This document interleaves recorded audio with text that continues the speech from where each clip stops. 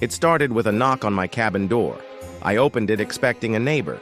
Instead, I found a woman with a clipboard, sunglasses too big for her face, and a scowl sharp enough to cut wood. "I'm from the HOA," she said. "But here's the thing. My cabin isn't even in an HOA." That should have been the end of it. But 3 days later, she came back with a locksmith. By the time I got home, she had changed the locks, hung curtains, and was drinking wine on my porch like she owned the place. Spoiler alert, she didn't. But the FBI would soon be the ones to tell her that. "You see, this cabin has been in my family for 43 years. My grandfather built it himself, timber by timber, nail by nail. It sits on 12 acres of peaceful forest. No streetlights, no sidewalks, no board meetings, definitely no HOA. But Eleanor wasn't just any Karen.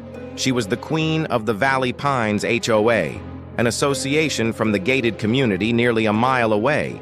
Somehow, she believed that gave her jurisdiction over my land. When I told her to leave my property the first time, she literally said, 'Then maybe you shouldn't have built your cabin inside our community boundaries.' What? At first, I thought this was just your standard entitlement. But then things started to escalate, fast. I began receiving letters, official-looking ones, telling me I owed $3,800 in community improvement fees. Then came the fines. Then came the notices. Then came the threats. All of it from an HOA I never agreed to, never signed with, and that legally had no authority here. I laughed. At first. Until I came home one weekend to find a giant red sticker on my cabin door. "This property is under HOA review. Do not enter." I tore it down, furious.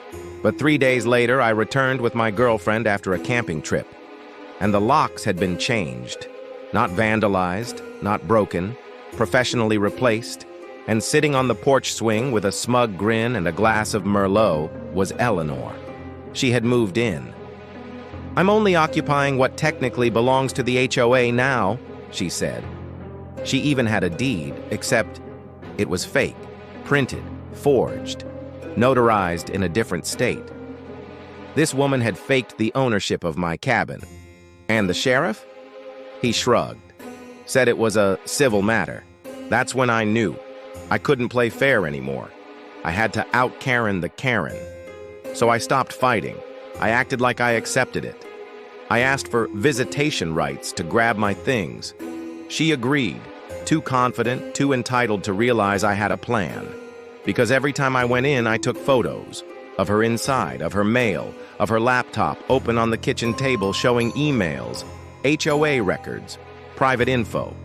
One photo caught something big.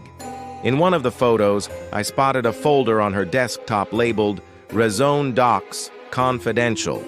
That was enough to start pulling the thread. I reached out to a friend from college who works in real estate law. She ran the documents through a public records search. And guess what? Eleanor had been forging zoning records to try and expand the HOA's boundaries, illegally. She wasn't just stealing my cabin. She was committing real estate fraud on a massive scale. And that's when we called the FBI.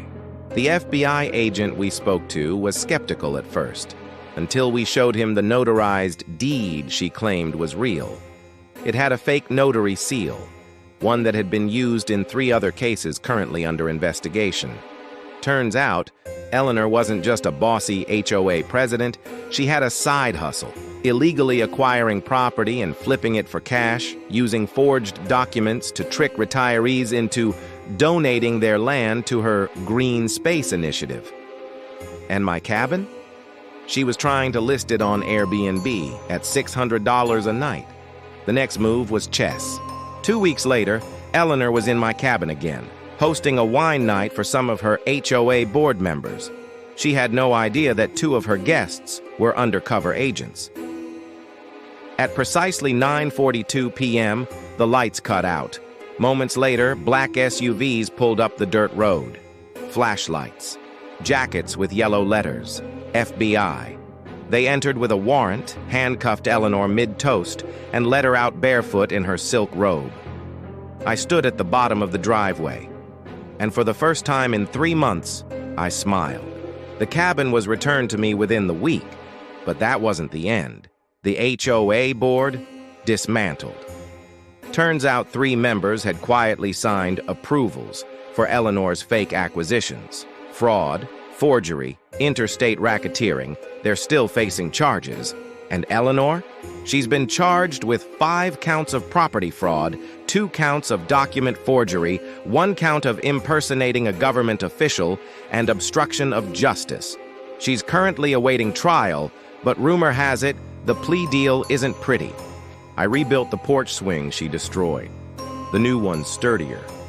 And every evening, I sit out there with a beer in hand, watching the sun go down. No fences, no fees, no HOA. So next time someone tells you they own the rules, make sure they don't end up owning a jail cell instead. Because stealing someone's cabin? Well, that'll get the feds knocking. Like true stories where karma slams harder than a courtroom gavel? Smash that like button, subscribe for more wild HOA justice stories, and don't forget, keep your doors locked. Because somewhere out there, Karen's watching.